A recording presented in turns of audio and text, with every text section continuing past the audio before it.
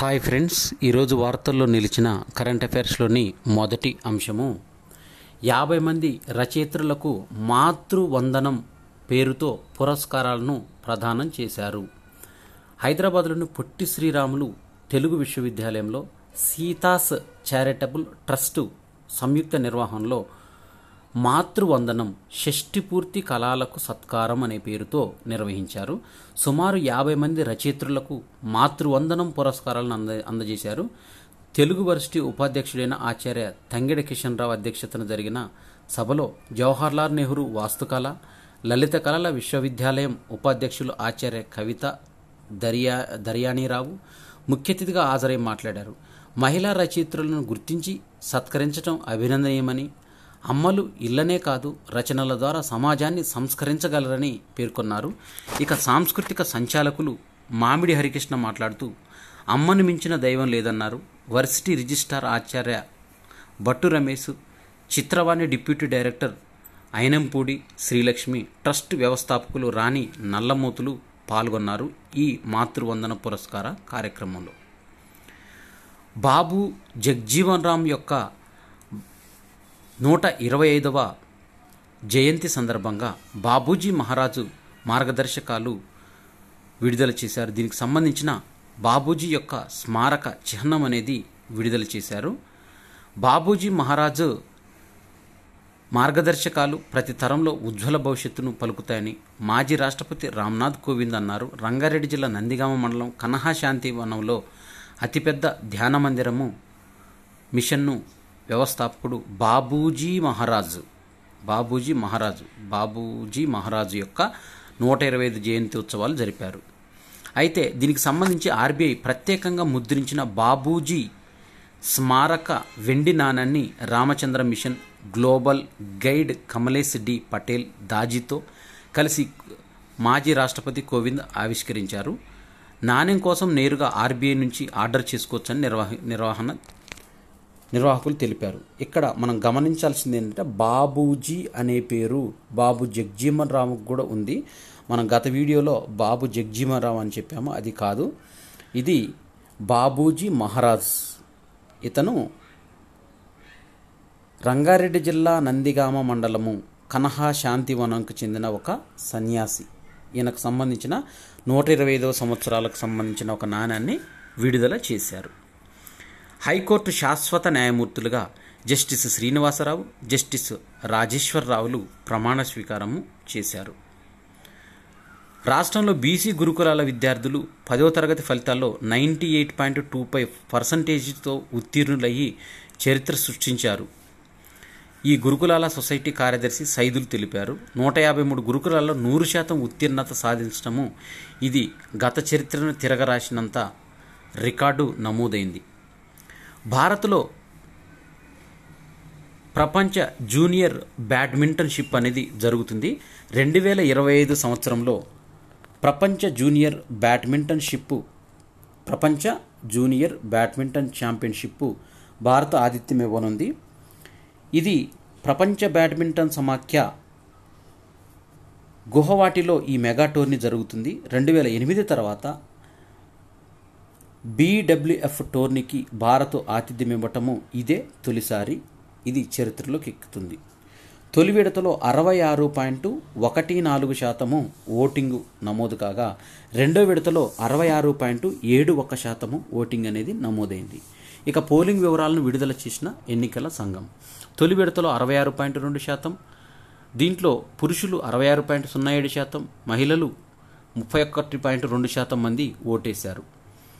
అయితే దీంట్లో 66.22% పురుషులు, 66.07% మంది మహిళలు, ట్రాన్స్జెండర్లు 31.32% నమోదయ్యాయి ఓట్లు. ఇక రెండో విడతలో 66.99% పురుషులు, 66.42% మంది మహిళలు, ట్రాన్స్జెండర్లు 23.86% ఓటు హక్కును వినియోగించుకున్నారు. న్యూ బెవాక్స్ 14 టీకా పైన క్లినికల్ పరీక్షల్లో సానుకూల ఫలితాలు వచ్చాయి. బయాలజికల్ లిమిటెడ్ చిన్నపిల్లల్లో న్యూమోకాకల్ అనే వ్యాధిని నివారించేందుకు నిర్దేశించిన టీకా ఆవిష్కరించింది హైదరాబాద్కు చెందిన బయాలజికల్ లిమిటెడ్. ఇది కీలక మైలురాయిని చేరుకుంది. న్యూబెవాక్స్ 14 బయాలజికల్ PCV14 అనే న్యూమోకాకల్ కంజుగేట్ వ్యాక్సిన్ పైన 3వ దశ క్లినికల్ పరీక్షలో ఎంతో సానుకూల ఫలితాలు లభించినట్టు సంస్థ మంగళవారం వెల్లడించింది. వ్యాక్సిన్ పీర్ రివ్యూ జర్నల్లో ఈ పరీక్షల ఫలితాలు ప్రకటించినట్లు పేర్కొంది. దేశవ్యాప్తంగా 15 ప్రదేశాల్లో 6 నుంచి 8 వారాల వయసు గల 1290 మంది పసికందులపైన ఈ టీకా ప్రయోగం నిర్వహించారు. 6, 10, 14 వారాలకు ఒక డోసు ఇచ్చి ఫలితాలు విశ్లేషించారు.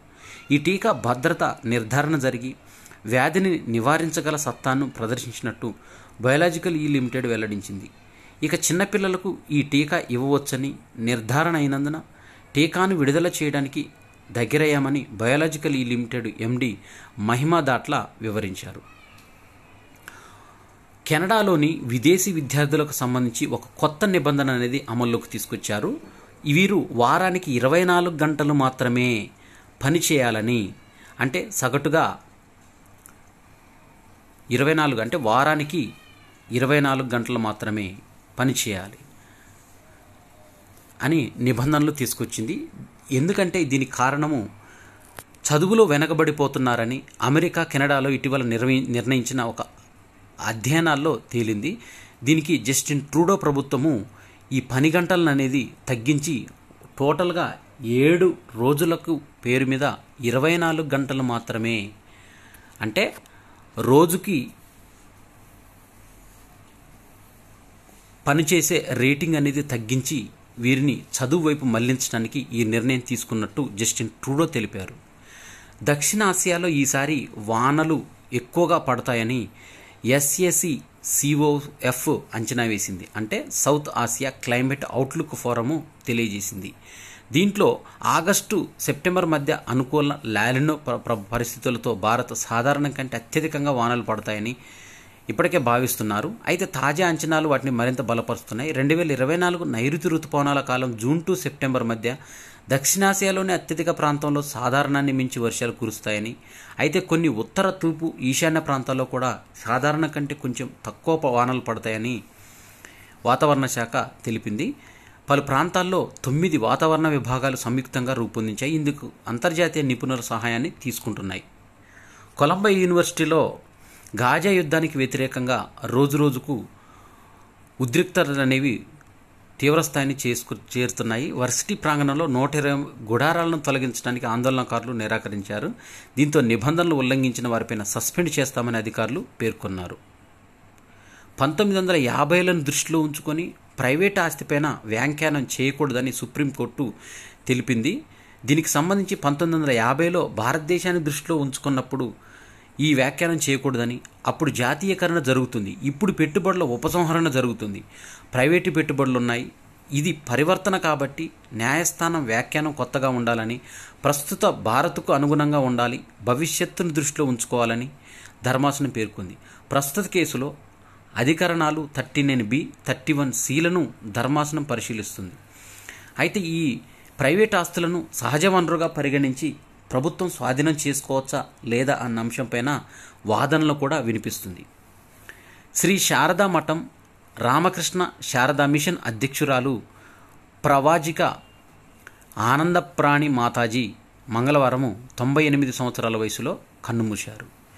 ఈమె రామకృష్ణ మఠం నిర్వహణలో రామకృష్ణ సేవ ప్రతిష్టాన ఆసుపత్రిలో చికిత్స పొంది కొన్ని రోజులు క్రితమే డిశ్చార్జ్ అయ్యారు. దీనికి సంబంధించిన ట్విట్టర్ ఖాతాలో ఈమెకు సంబంధించిన చిత్రాన్ని మోదీ పోస్ట్ చేశాడు. National chief admiral R Harikumar నుంచి నూతన నావికా దళాధిపతిగా అడ్మిరల్ దినేష్ కుమార్ త్రిపాఠి బాధ్యతలను స్వీకరించారు. కరోనా జన్యు గుట్టు విప్పిన శాస్త్రవేత్తకు చైనా వేధింపులకు గురి చేస్తుంది.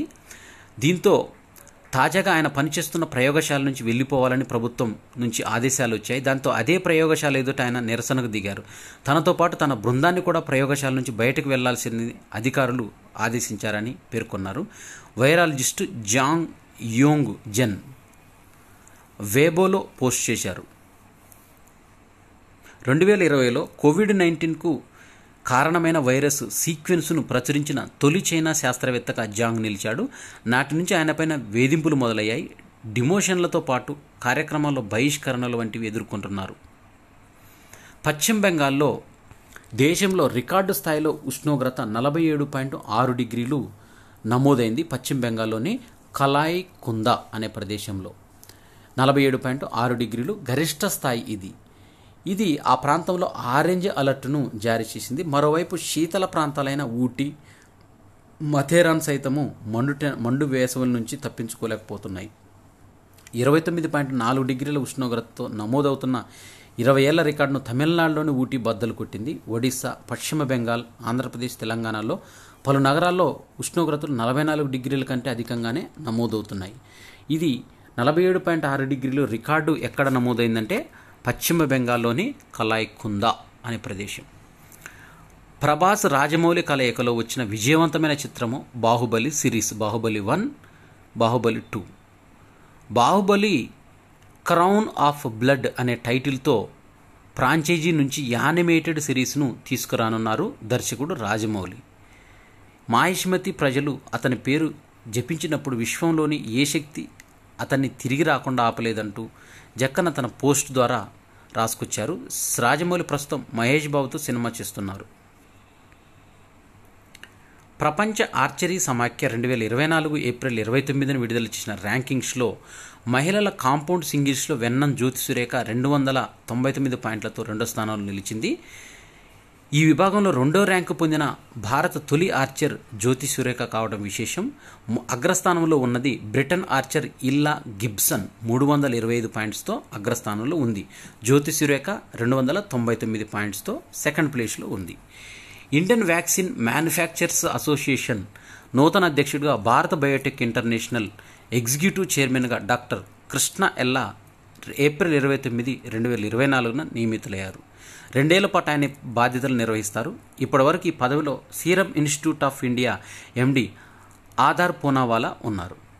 హిందూ మహాసముద్ర జలాల ఉపరితల ఉష్ణోగ్రతలు 2020 నుంచి 2100 మధ్య 1.4 డిగ్రీల నుంచి 3 డిగ్రీ సెల్సియస్ వరకు పెరగవచ్చని ఒక అధ్యయనం ద్వారా తెలిసింది.